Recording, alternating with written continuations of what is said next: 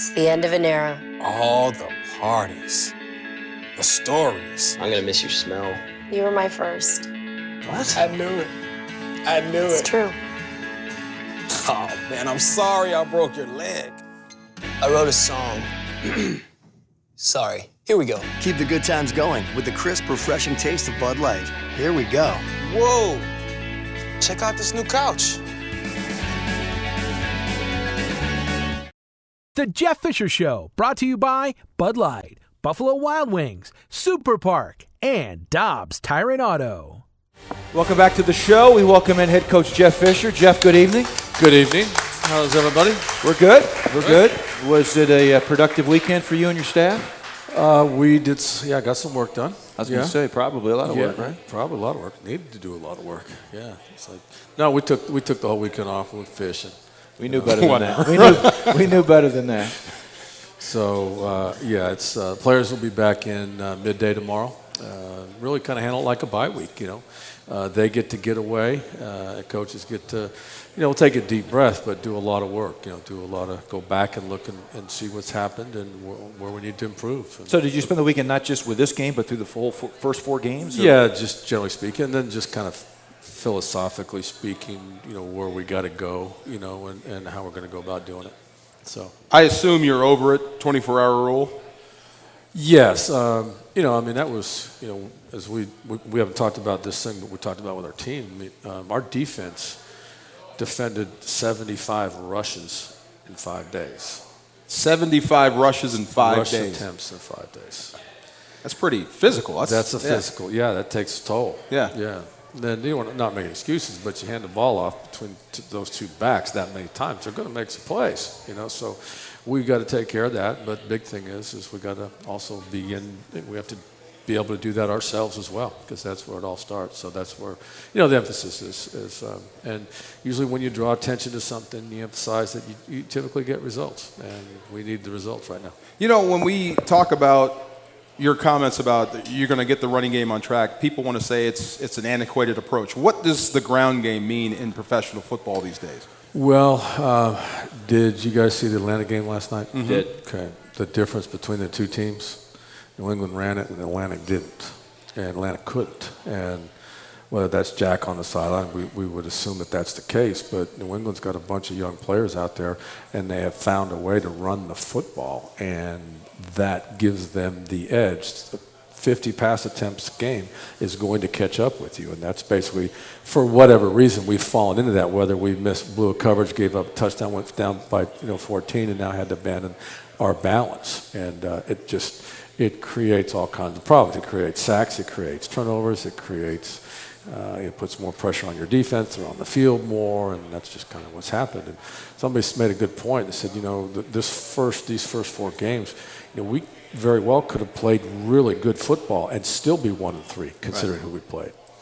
So there's some good things there. We talk about all the time. There's some really good things in all these games, but we need to put one together. And we need, you guys seen our defensive front. When are they at best? When they're rolling off. And we've allowed, for whatever reason, the last 3 defenses that we played to roll off because we made ourselves one-dimensional. Yeah, you talked on Friday about the need to fix the running game. Do you have a good handle on where you're going here after the weekend, reviewing that in your offensive staff? Yeah, we do. There's going to be some adjustments made that you'll recognize. So different people on the field. Okay. Here's a question we had from Twitter. How would you grade your team a quarter way through the season?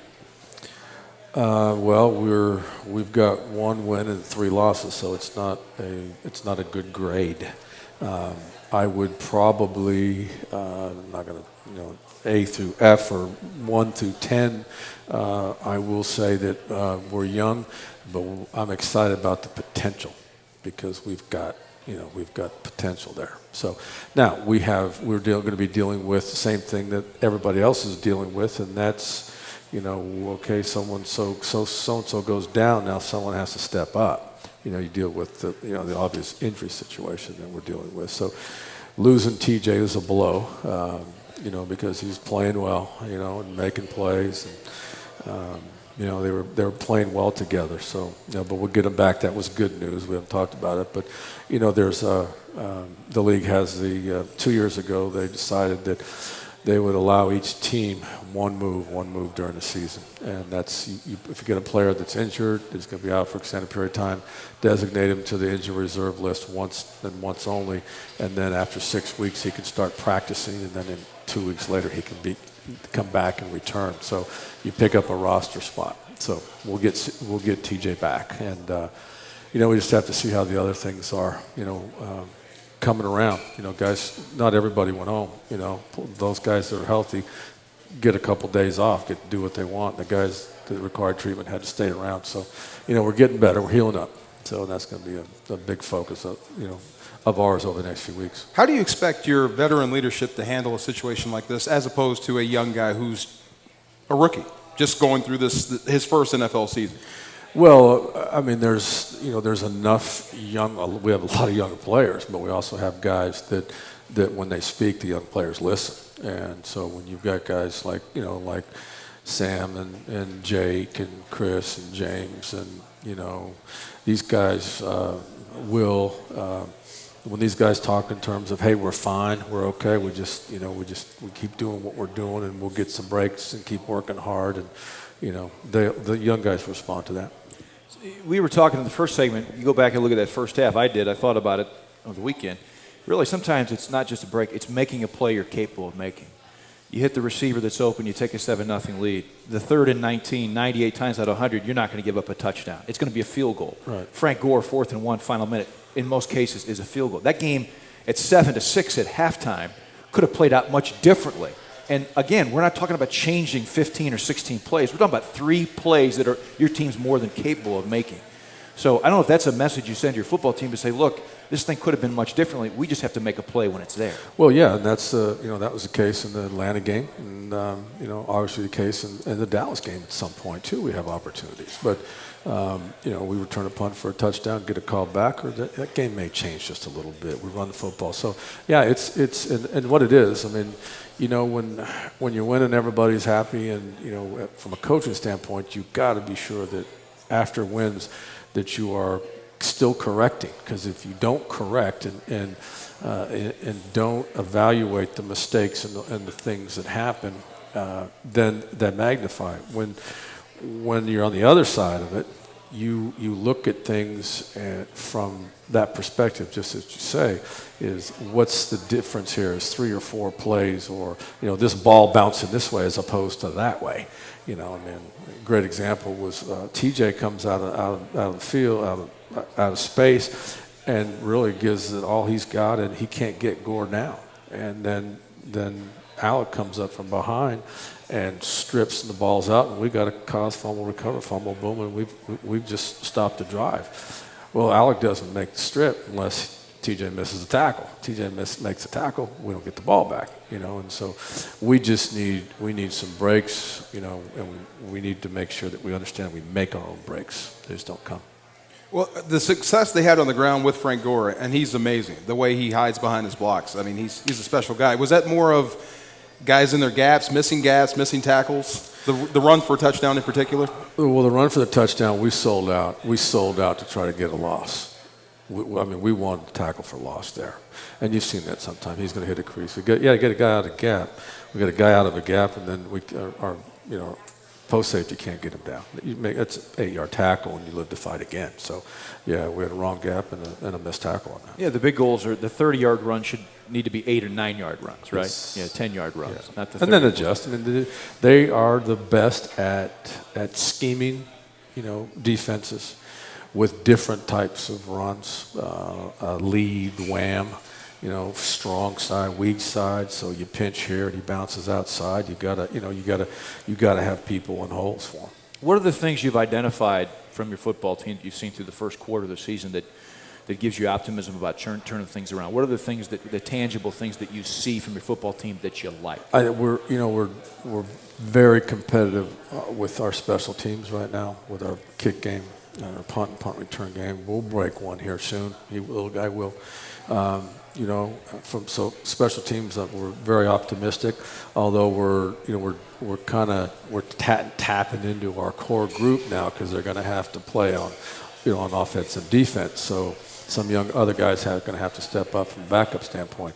I believe that, depending on what court situation is, that we're good outside because I think True is coming on as a corner, and Jenks is playing really well right now. Jenks is playing good football right now, and Tree's he's getting better every week. And I thought James had one of his better games. And so we've got some good individual stuff going on. We just need to do things a little differently, a little better on offense. Robert Quinn continues to get after the quarterback. That was a screen, too. I don't know if you noticed it, but we affected the back underneath, and that's why the ball should come out now. It doesn't, so Cap takes off, and Robert walks him down. It's not that he's good. He has a chance to be special. Yes, he does. Yeah. Yeah. What's the difference between average and special to you from a right end? Or any defensive end. Well, it's his play against the run. It's his chase plays, but he's not just a pass rusher. He'll chase and make plays all over the field. He'll beat his guy. He creates matchups and things like that. And then again, it all goes back to, can you imagine if he got to rush 15 or 20 times in the fourth quarter? Yes. Pin his ears back and go. Just go. Yeah. You're a 20-sack guy. Oh yeah. Well, he reminds me of chasing guys down. Leonard Little. He can go. Leonard did some freaky things. I mentioned in the broadcast that's a play that Kaepernick, he escapes the pocket 99 times out of 100. He's thinking he's out. He's free. And I think he was surprised by everybody that Quinn pulled him down. Yeah. And we missed him, too. We both our rooks missed him in the backfield. Tree misses him on a boot, and it almost gets the ball out. And then TJ missed him, too, on a rush off the edge. Let me ask you this question that came via Twitter. Do you think your ball club, do you see a franchise running back on your current roster? I don't know how many there are out there. I see, yes, I do, but it may be more than two guys. We may need three to have a franchise running back. So where everybody's carrying the load. A true committee approach. Yep. Yeah. All right, which a lot of people are doing. A lot of people are doing right now. We'll step aside, come back. Well, you mentioned the Patriots. Last year, they jumped and vaulted. You saw it in London. They used three different guys on a regular basis. They were handing it off to tight ends last year. Yeah. We'll step aside, come back to the Jeff Fisher Show on 101 ESPN and the St. Louis Rams radio network. It's the end of an era. All the parties, the stories. I'm going to miss your smell. You were my first. What? I knew it. It's true. Oh, man, I'm sorry I broke your leg. I wrote a song. Sorry. Here we go. Keep the good times going with the crisp, refreshing taste of Bud Light. Here we go. Whoa. Check out this new couch. Welcome back. Glad to have you with us on this Monday. Yes. Welcome back to the Jeff Fisher Show on 101 ESPN and the Rams radio network. Jeff, we'll take a couple calls. Is that okay? Yeah. All right, let's check in with Craig. Craig, you're on with Jeff Fisher. How you guys doing? How you doing, Coach? Good, Craig. How are you? I'm pretty good. I'm a first-time caller. I just want to preface my question by saying that I am a local Redskins fan. But my question is how far along what do you guys actually have to see in terms of the front office before you go a different direction with Sam Bradford? And let me just say I am ecstatic that you guys were in love with him as much as you were to pass up on that second pick and allow us to get RG3. But how much further along, because you guys keep saying how much faith and confidence you have in him. And I know it's not all his fault as a quarterback, but is there any certain thing, how much more do you have to see in terms of switching paths of which way you want to go? Thanks, Craig. I got the second half of that. I think he's talking about our quarterback. Yes. Mm-hmm. And so we've got confidence and complete confidence in Sam. Sam can make all the throws. He's mobile. He's gonna. His success is tied directly towards the people around him.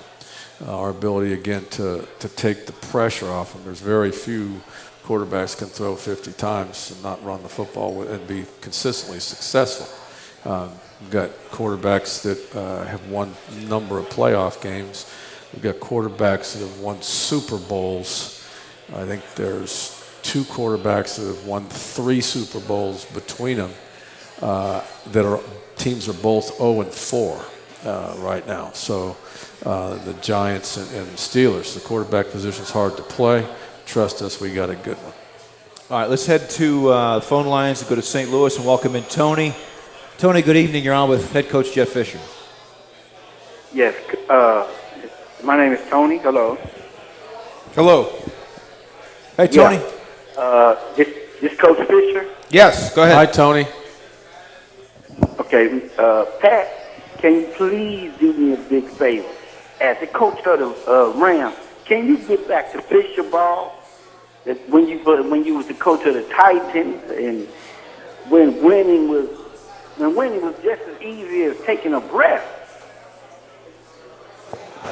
All right, I think he meant, can you get back to Fisher Bowl? I don't know what Fisher What Bowl is that? That's where you win? Is that where you win? Definitely. Yeah. Find a way to win. I think people for so long thought, well, we're going to smash you in the mouth and okay with winning 13-10. I'm totally fine with that.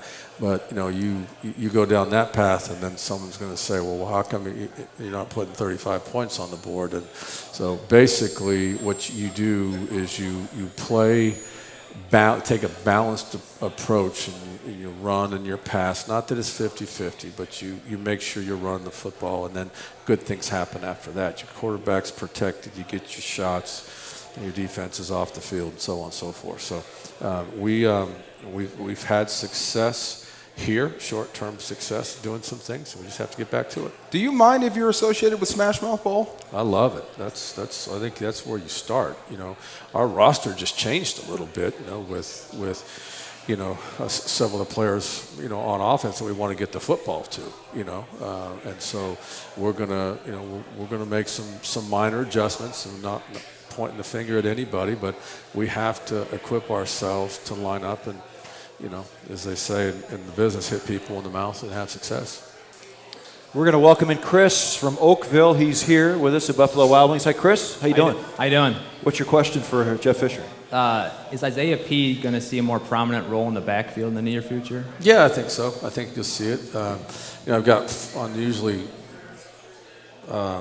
more running backs on the roster than normal, particularly because Chase is doing real good on special teams. So we've got 5, and unfortunately we cannot afford to keep them all active. So it was Isaiah's turn, but I think you'll see him get more opportunities because if he gets his hands on the ball enough, he can make some plays. Thank you, Chris. We appreciate it. Here's a question via Twitter. Wants to know about Jolon Dunbar's status with the team. His suspension expires at the end of tonight's game. Yes, and when the final play, when that thing ticked 0-0, we're then allowed to talk to him. We're not allowed to talk to him until after the fourth regular season weekend is over, and that concludes tonight after the game. So we will be talking to him later this evening. Okay. Ryan from Oakville. Ryan, how are you?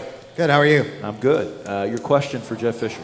Yeah, I was wondering, last year we got so used to seeing the physical play out of Janoris Jenkins and Cortland Finnegan, I was wondering why don't we see so much, in-your-face press coverage this year? Actually, we're pressing more than we did last year at this time. Jenks is almost exclusively pressing, unless coverage dictates that he doesn't. But he's doing a nice job on the line of scrimmage, much better than he did early in his career last year. And, Court is good at it, but he knows when to do it, when not to do it. And so Tremaine also is learning to do it well, and that's going to be a challenge for us this weekend with them getting Justin Blackman back, and then they've got the little guy from South Carolina in the slot. So we got to have our hands full with him. Thank you. Thank you very much. We appreciate it. This is a question you touched on a little bit, but I want to make sure that we got this via text. Will there be any changes? You talked about changes in offense. Will there be changes to the offensive philosophy? Well, that you can talk about at this point. we've not been. We didn't come out this year and say, you know what, we're not going to run the football. We're just going to throw it and win. We've had things happen to us where, you know, you got to catch up, and so we weren't allowed. We didn't have time to score. Dictated that we couldn't run the football. But we have to get back to that. It's a fine line. Just, you know, it's kind of like, I guess the best way to paraphrase this or to sum it up is just watch and see what happens this weekend. You know, we're going to work hard on it in practice field. Hopefully, we'll carry it over in the game. Let's go back. Let me go back to talking about your cornerbacks and Janoris Jenkins. What are the core abilities that you identify in a guy that you're interested in drafting or signing as a free agent to play the position of corner in the NFL? What are you looking for? Well, physical traits. You know, obviously you got to have ball skills. You got to have hand-eye coordination, and you got to be able to place your hands on receivers and run, and then of course, you know, tackle. I mean, tackle's an important thing at the corner spot in any defense, but in ours. And so there's a physical, you know, component there. And then from a mental standpoint, you need to, you know, mental toughness is important. A very short-term memory, we refer to it out there. It's a hard position to play. You're going to give up plays, and you got to come back and very next play and keep competing and know that every time the ball's in there, you got a chance to make a play on it. And that's kind of the way Janoris is. Janoris is, you know, one of those guys that coaches like to talk about because he sits in the front of the meeting room, so to speak. He's in the front row. He's always paying attention. He's studying. He's doing all those things to take advantage of that one opportunity. Maybe it's alignment. Maybe it's a split. Maybe it's a formation thing. You know, whatever it is, just to get his hands on the football. Philosophically, how do you pick and choose who's a corner on the outside and who's a slot guy? Well, your slot guy typically ends up being your nickel. That's how it starts out. Yeah. Now, when we go to three-corner package, Court goes inside and Tremaine comes outside, and we go. Now, there'll be times when we like matchups to where we say, hey, you know, maybe Janoris this week, you'll go inside and we'll keep Court outside, or you know, really it's a week-to-week deal. But that your third corner typically, and the way our game is going now, he's a starter for us. You know, Tremaine, in essence, is a starting cornerback for us because we're playing so many snaps against the three wide receiver packages on early downs. Do you want a little swagger? You want a little cockiness in your cornerback? You want that kind of confidence to say that, I mean, don't you need that to play that position nowadays in the NFL? That's inherent in the position, yeah. I mean, all corners. I mean, every corner in the league, I mean, has a similar personality. I mean, the guys at Seattle are great. And they're talking all day long, and they back it up. Yeah, they do. Yeah, they do. They do. They back it up. They're fun to watch play.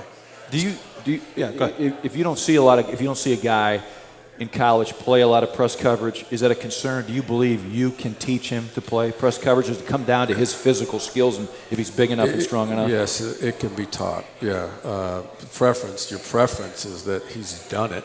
That you see it on tape, and he's done it and done it successfully. But it can be taught.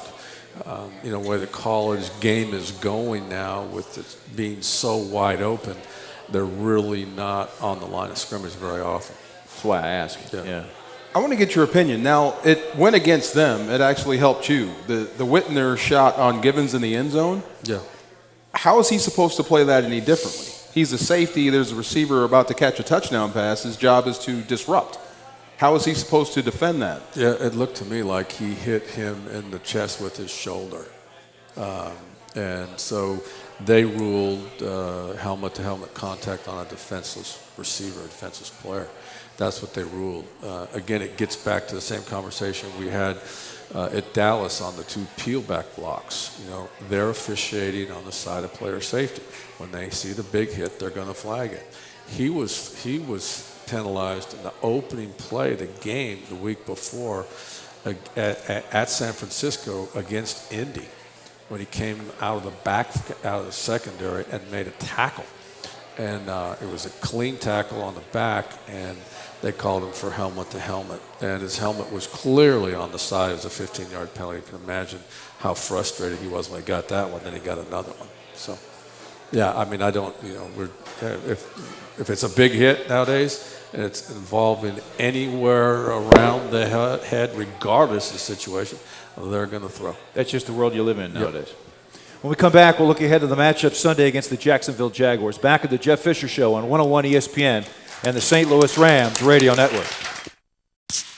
It's the end of an era. All the parties, the stories. I'm going to miss your smell. You were my first. What? I knew it. I knew it. It's true. Oh, man, I'm sorry I broke your leg. I wrote a song. Sorry. Here we go. Keep the good times going with the crisp, refreshing taste of Bud Light. Here we go. Whoa. Check out this new couch. All right, welcome back. We're going to look ahead to the matchup Sunday at the Edward Jones Dome against the Jacksonville Jaguars. Now, your players come back tomorrow, right? Yes. Is it a normal practice? They're not on the field tomorrow. We're going to do some things tomorrow, but we will fall right back into normal preparation week on Wednesday. What are you looking from them mentally? What do you want their attitude Oh, to I know. be? They're going to be really excited about coming back. They got a nice break, and they want to come back and work hard and win a football game. So I'm not concerned about their psyche whatsoever. That's a lot of trust. Yeah, it's a good group of guys. It's important to them. It's really important to them. You talked about having changes, watch and see. Do you anticipate any changes defensively? You talked about the offense. Well, yeah, I mean, we're personnel-wise. Yeah, personnel-wise, with TJ down now, Stu steps up, and Gio have been playing, so we we have to see how Cord is. We might have to tweak the nickel package a little bit and stuff. So we got some work to do, based on how they are midweek. So, how is Cortland at all fighting a confidence problem? I get that all the time. People asking me, "Is Cortland?" No, he's been in this game a long time. Yeah, no, he just put himself out of position twice, and they found him. It was difficult. I think there's maybe times when he's trying to do a little bit too much, and maybe needs to pay more attention to just his responsibility and just let things happen and trust his ability. So we'll see how he is. He left the game with a hamstring, and so we'll have to see how he is. That's a tough one for a corner. Yeah. Tavon Austin is explosive, but when he feels one and doesn't move, it's scary. What do you mean scary? It seems like he's always trying to hit the home run instead of taking the return. Yeah, I mean, he can get up. We can go north and south and Yeah. get a first down, stuff like that. Yeah, I think the way the game was going, that's the reason. We had a fair catch on the 10, and they were offsides or something, and I elected to re-kick. We ended up back on that 7 after he reversed field, but I felt, gosh, at that point, might as well try to put the ball in his hands one more time, see if something could happen. Looking ahead to Jacksonville here, have you had a chance to watch and see what they're doing here? They're struggling at this point, but what problems will they present for you? Well, they haven't won a game yet, but this is it's a very disciplined and it's a well-coached young football team. They've got Maurice back. They're running downhill powers at you, and they fell behind. Obviously this weekend to Colts, and they're down 17, and it's start of the fourth quarter, and guess what they're doing? They're running power.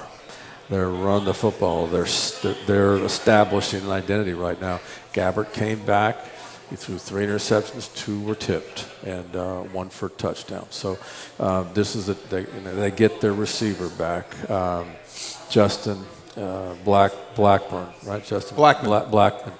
So he was suspended. He comes back, so he's a good player. So they're well coached on defense. Gus being the defensive guy, he's got that system in there in place. He's familiar with us. And, Gus Bradley, who used to be in Seattle. Yes, yeah, and so it's a team that's eventually going to win some football games. We just have to make sure it doesn't start this week. You faced Jones Drew quite a bit, right? Yes. Yeah. Oh boy. Yeah. Tough physical guy. Tough. Yeah. I mean, it seemed like, every time we played Jacksonville, first we're dealing with Fred Smith. Fred leaves. And, every time you play him, Fred have a 60-yard run, and then he'd pull his hamstring and be out of the game. And then now Maurice is in there, and Maurice he can put a hurting on you now. I mean, he's a hard guy to get down. And so it looks like he's getting back on track. Their offensive line is good. Their centers, I always thought their center, Meester, is outstanding center. Mean, tough guy inside. And so they're going to run the football and then play action pass and get down the field. Marseille, don't know Lewis, a very, very talented tight end, left the game early, don't know what his status is. But so this is the case. The challenge for our team is that we are getting ready to play an unfamiliar opponent. We don't know them. All right, and our jobs as players is to get to know your opponent as quickly as you can and trust the matchups, understand the matchups. What is their personality on defense? What's it been?